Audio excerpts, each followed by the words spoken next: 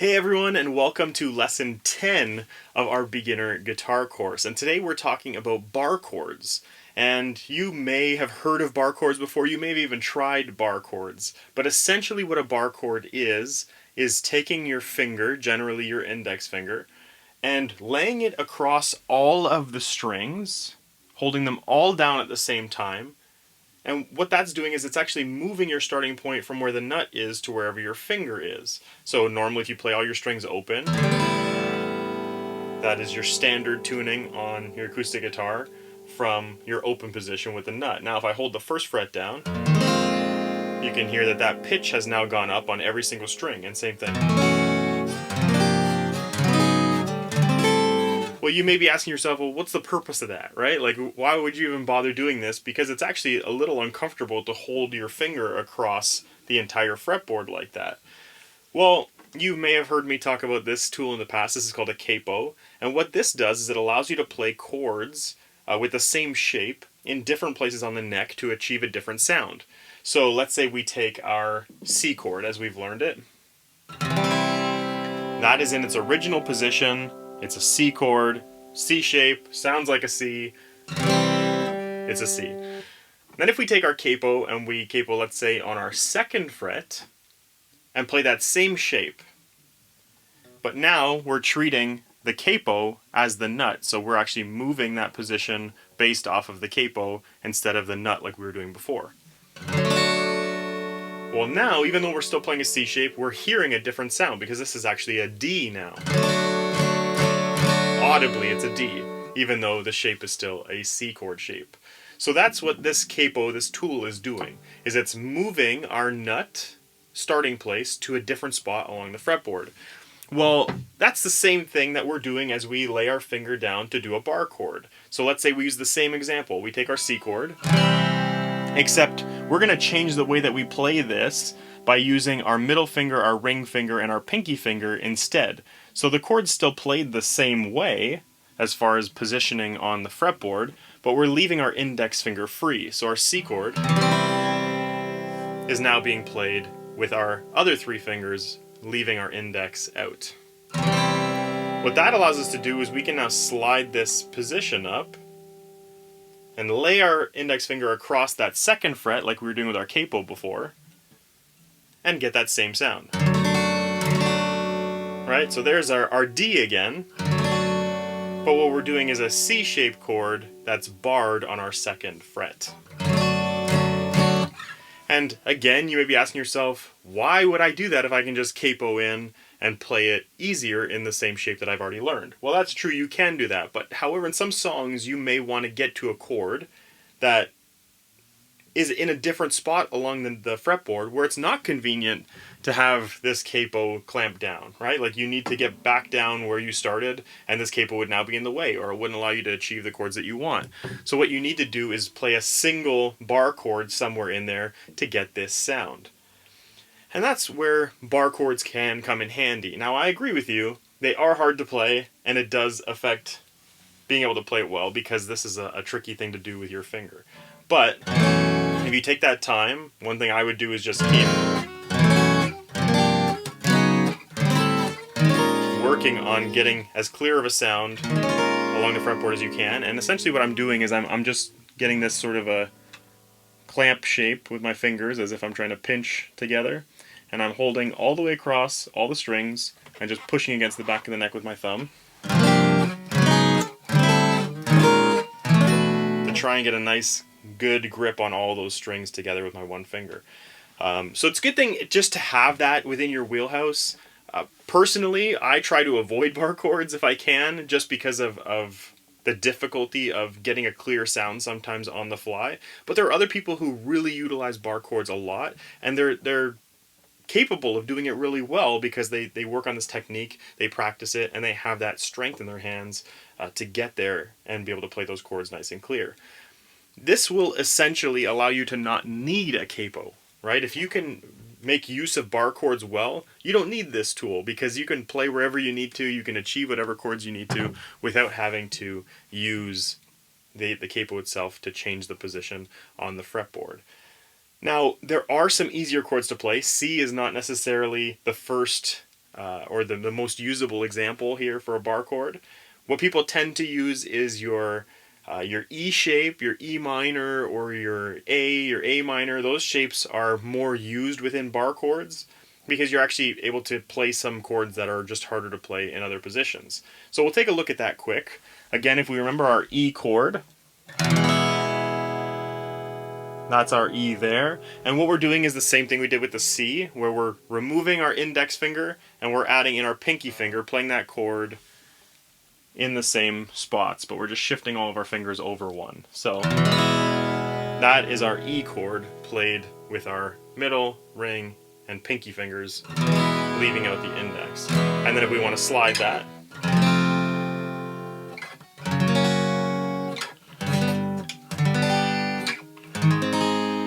and this shape, as far as bar chords are concerned, is one of the easier ones to get. So again, we just have our index finger laid across wherever fret we want to go to, and then right beside that, we're following in an E shape.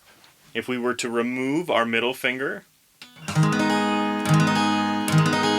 that is now the minor version, right? Because if we remember back here, we have our E, and then if we were to remove our index, that's our E minor. So in the same way, we've got our major chord with all three of those other fingers in. And then if we remove our middle finger now,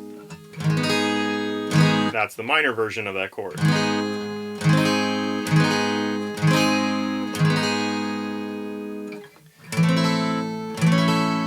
And if we've taken the time to learn our note names, then we know which chord we're playing by our root note, which is actually along our low E string. So we know that our third fret is our G. So if we were to bar on our third fret and play that major shape,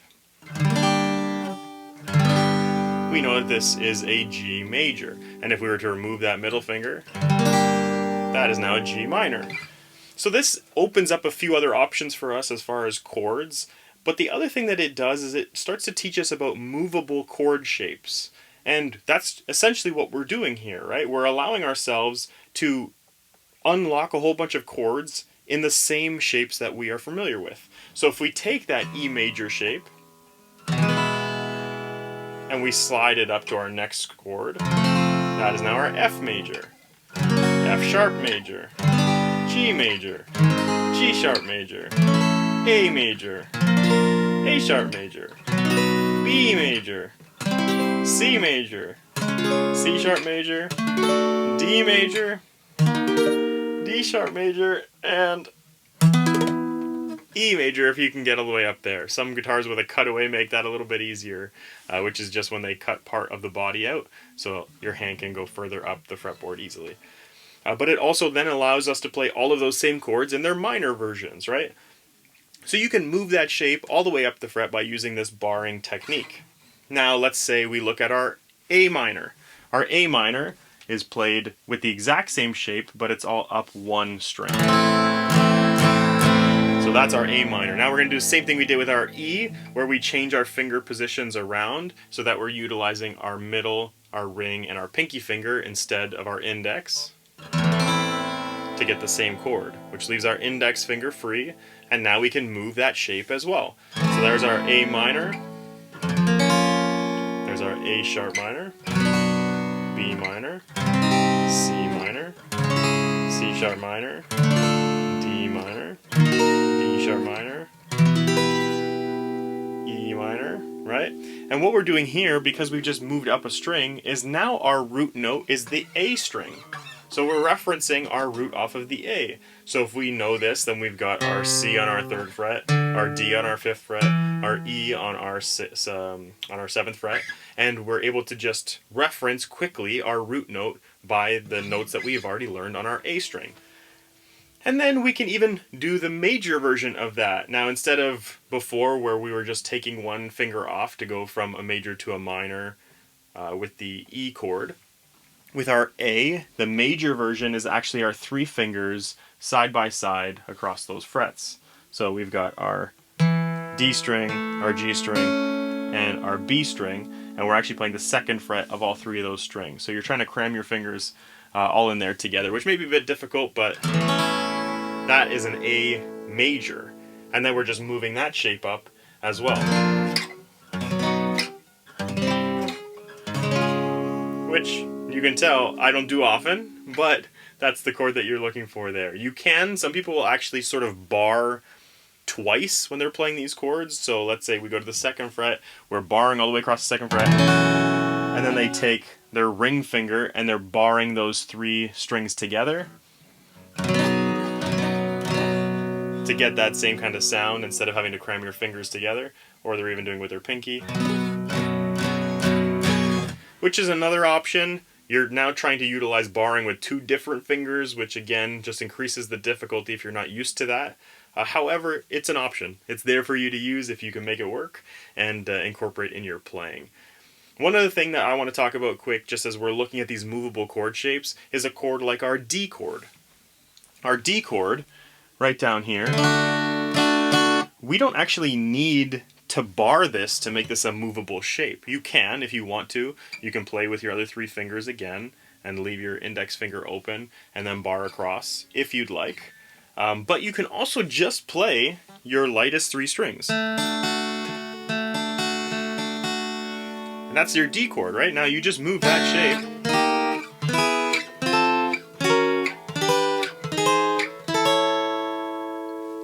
Up the fretboard, and you're able to, again, achieve a bunch of different chord sounds with that same shape. So learning some movable chords and trying to use these techniques actually opens up a lot more of the fretboard for you and will hopefully allow you to be a little more creative in your chord choices.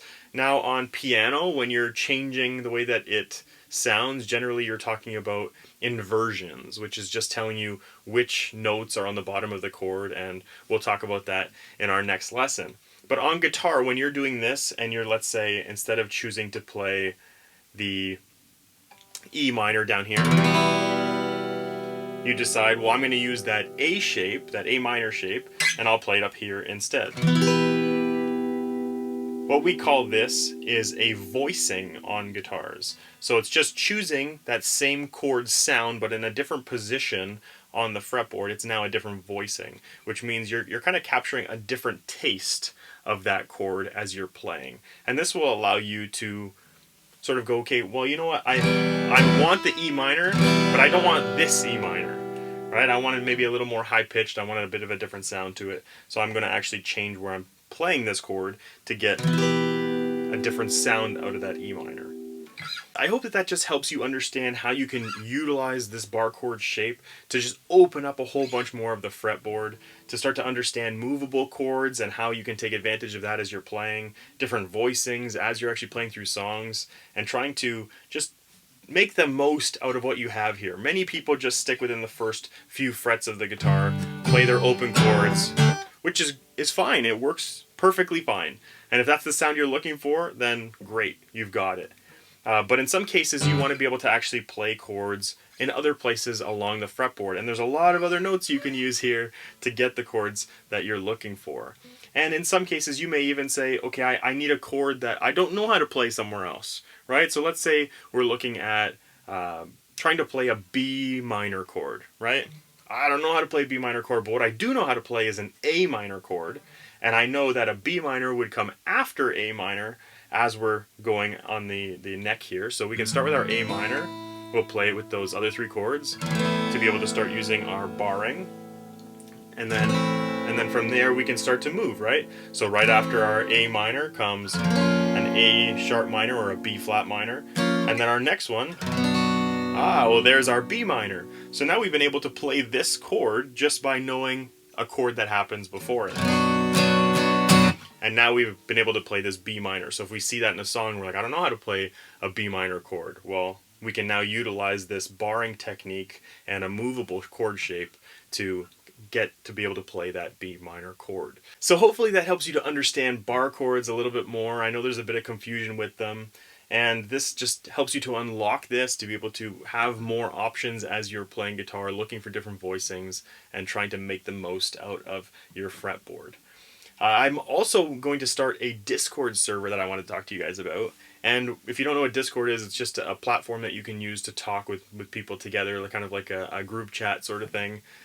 And what I want to do is actually have a Discord that we can use as guitar players to ask questions, to hopefully support each other, and utilize that as much as possible. So I'm going to link that below in the description of this video. I'd be really happy to see you guys over there, to ask questions when you have them, and hopefully even give some suggestions for maybe some future lessons as well, things that you're interested in learning more about. So you can check in the description below for a link to that, and I hope to see you there as well.